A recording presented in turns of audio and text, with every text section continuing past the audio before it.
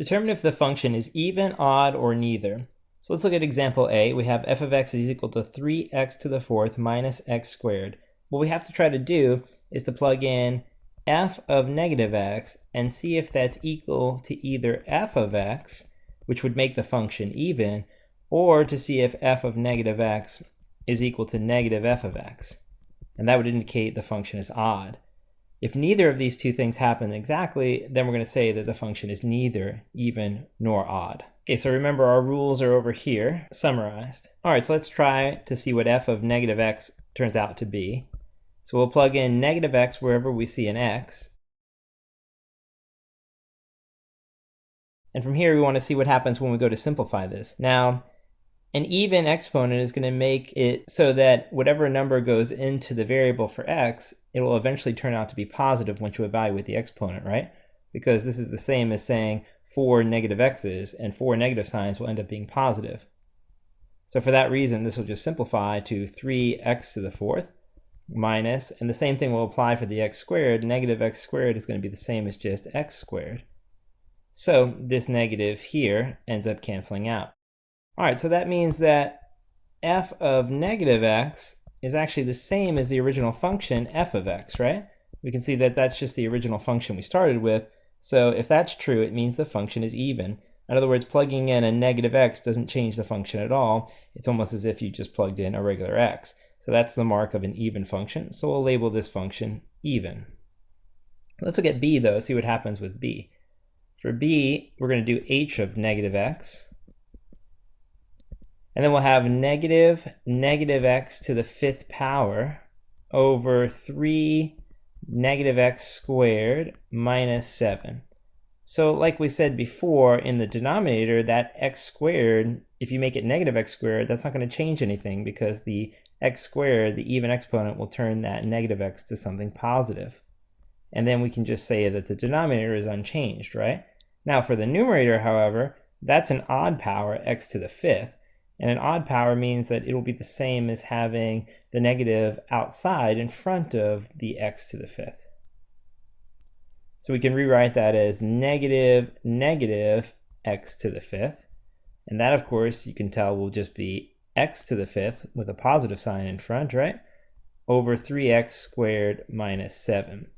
So it's definitely not true that this function that resulted is the same as the original function. It's not the same because the negative out in front of the x to the fifth is missing. So what does that mean then? Well, it basically means that h of negative x is actually the same as negative h of x. And here's why.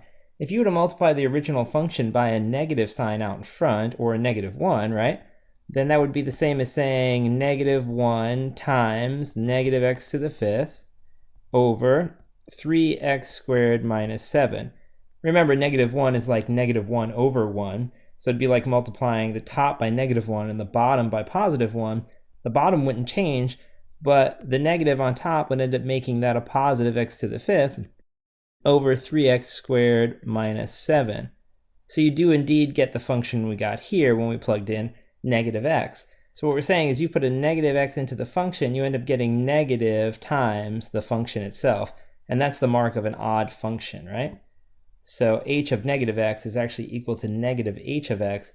This indicates the function in example B is odd. All right, then our last example is example C, so let's tackle that. For example C, we'll go g of negative x, and that'll be equal to 3 negative x to the third power plus 2. So remember, because the exponent here is odd, we'll not be able to just cancel out that negative. So we're going to end up having the negative come outside of the parentheses, making that a negative 3x to the third plus 2. All right, so if we look at the resulting function, that's not g of x, nor is it negative g of x, right? Because g of x is what we started with. That would just be 3x to the third plus 2. Well, that negative sign means it's not the same, right? There's no negative here, but there's one up there. So it's not g of x. Now, if you wanted to know if it was negative g of x, we'd have to say, well, it'd be the same as taking the original function and multiplying it by negative 1.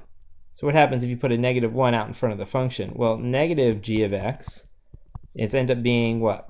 Negative 3x to the third, but then also minus 2. So you can see here that negative g of x is not the same as what we ended up with when we plugged in negative x. Here we had a negative sign, here we have a positive sign. So those functions are not the same. So the resulting function when we plugged in this negative x over here is not the same as negative g of x. That isn't true. We can also see that this function is not the same as the original function either. So the reality is that this function is neither odd nor even. It's neither of the two, because g of negative x is not equal to g of x, and g of negative x is not equal to negative g of x. It's not equal to either of those two things, so basically we say the function is neither even nor odd.